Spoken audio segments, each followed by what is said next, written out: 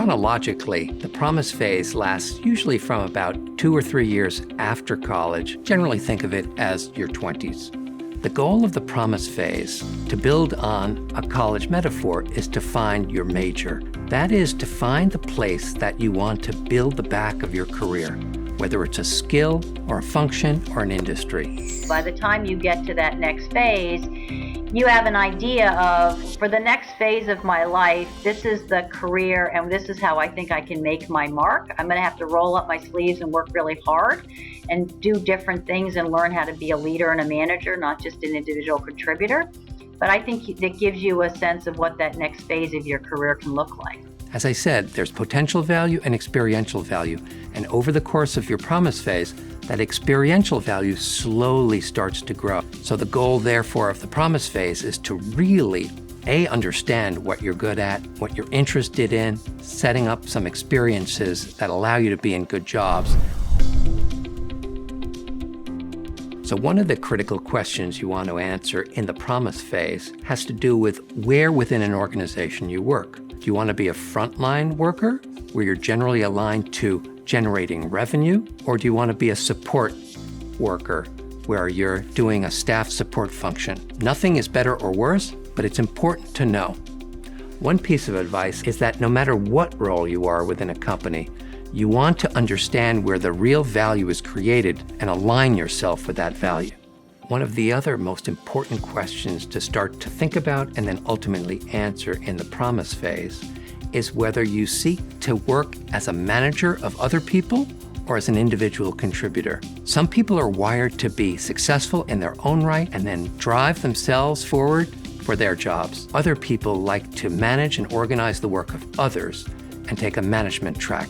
It's important to know earlier than later whether you genuinely are interested in and are you skilled at managing the work of others, getting the most out of them and managing teams and being responsible, or being an individual contributor.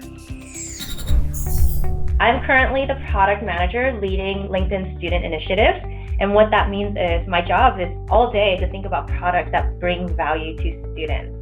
And LinkedIn, with its massive professional network, it has a unique set of data. We have information about over 400 million professionals. We know where they went to school, what they majored in, what their first job was, to how they got to where they are in life. And so I want to now use all this data to bring more transparency to students and help them make the best decisions they can as they create or start out their career. And the reason why I'm so interested in this is because of my own personal path. I started out as an engineer at the Jet Propulsion Laboratory, and through a very circuitous route, I got my way into product management, and which is what I really enjoy doing. I've worked at a law firm, I worked at an investment bank, and I really wish I had known what product management was or software product management was back in college, but I didn't. And so now I'm working to build products that really help students figure out different choices that they can pursue when they're in college. And so I think it's a really good blend of where I came from, what my interests are, and how I want to make an impact on the world. So the promise phase is all about testing lots of different environments. Within even the same organization, you should try and seek out different roles: revenue generating or support, team management or individual, one geography and a different geography, large and small. You want to test these out so you really know what you're best suited for. In the aspiration phase and in college, you chose your academic major. In the promise phase of your career, it's your goal to choose your professional major. In the momentum phase, that's where your experiential value surpasses your potential value. And in fact, your compensation should follow suit in a straight line. Your reputation, your track record, and your expertise in a discipline, in a function, in a role is what then gets you promoted within your organization or makes you valued and recruitable by other organizations. One of the most important ways you're valued in the momentum phase is the degree to which you are a so-called talent magnet. And you can be a talent magnet whether or not you're a manager of others or whether you're an individual leader or contributor in your organizations. I think a lot of things that I learned over the years were really helpful, and I made sure I surrounded myself with really talented people. So the stuff I didn't know, they knew, and I was able to recruit some phenomenal people to run big chunks of the R&D organization. I'm not a microbiologist. I hired one of the world's best microbiologists who was a phenomenal leader.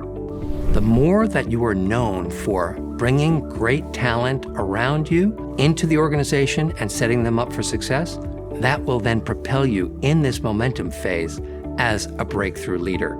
Companies, CEOs, HR leaders, boards of directors, they literally evaluate you based on the degree of the quality of the talent that you attract around you and how inspirational you are as a leader of that talent.